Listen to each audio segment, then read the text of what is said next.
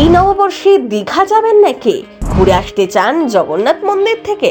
তাহলে আর দেরি কেন? দীঘায় চালু হচ্ছে জোড়া স্পেশাল ট্রেন। চিন্তা নেই, আরো কম খরচে যেতে পারবেন। রেল দপ্তরের উদ্যোগে চালু জোড়া স্পেশাল ট্রেন। কোথা থেকে চালু হচ্ছে, কোন কোন স্টেশনের উপর দিয়ে যাবে, আপনার বাড়ির কাছে কোন স্টেশন থেকে ছাড়বে ট্রেনটি? বাঙালির ঘুরতে যাওয়ার ডেস্টিনেশন মানেই দীঘা। দীঘার সাথে যেন একটা আলাদাই সম্পর্ক রয়েছে বাঙালিদের। আসলে হাতে মাত্র দুদিন সময় থাকলেও সহজেই এই সমুদ্র নগরী থেকে ঘুরে আসা যায়।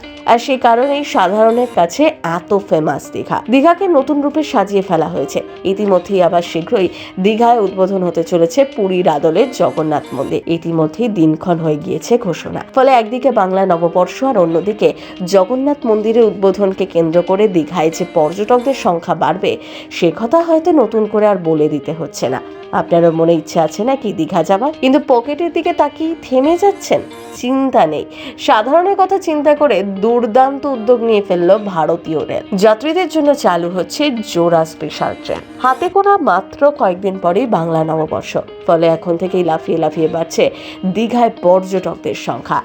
থেকে ভিড় সমুদ্র সৈকত জুড়ে শুধুই স্নানের জন্য হুল্লোড়। আর সে কারণেই পর্যটকদের স্বাচ্ছন্দ্যের কথা মাথায় রেখেই Panskura Haldia Digha south eastern railway passengers welfare অ্যাসোসিয়েশনের তরফ থেকে একজোড়া অতিরিক্ত লোকাল ট্রেন চালুর আবেদন জানানো হয়েছিল।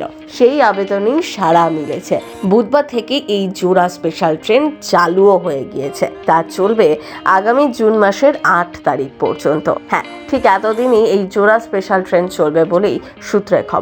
পাঁশকুড়া স্টেশন থেকে প্রত্যেকদিন সকাল 11টায় ছাড়বে ট্রেনটি। দুপুর 1:50 পৌঁছবে দীঘায়। অন্যদিকে আবার দীঘা থেকে দুপুর 2:50 ট্রেনটি ছাড়বে। পাঁশকুড়ায় পৌঁছবে বিকেল 5:35। পাঁশকুড়া থেকে দীঘা যাওয়ার জন্য লোকাল ট্রেনের ভাড়া 30 টাকা। একটি স্টেশন থেকে অন্য স্টেশনে যাতায়াতের জন্য ন্যূনতম ভাড়া 10 টাকা। তবে আপনার বাড়ির সামনে দিয়ে যাবে কিনা তার জন্য আপনাকে দেখতে হবে স্টেশনের নামগুলোকে। আসলে দীঘা পাঁশকুড়া লাইনে লোকাল ট্রেনের সংখ্যা কম থাকায় ভীষণ সমস্যা হতো এই অঞ্চলের বাসিন্দাদের। দীঘায় যাওয়া একটা ঝক্কির ব্যাপার হয়ে দাঁড়িয়েছিল। তাই জন্যই এমন সিদ্ধান্ত। বাড়তি একজোড়া স্পেশাল ট্রেন চালুর চিন্তা ভাবনা। অবশেষে তা চালুও হয়ে গেল। তাহলে আর দেরি কেন? চলে যান দীঘা সৈকত নগরীতে। প্রথম বাংলা ব্যুরো।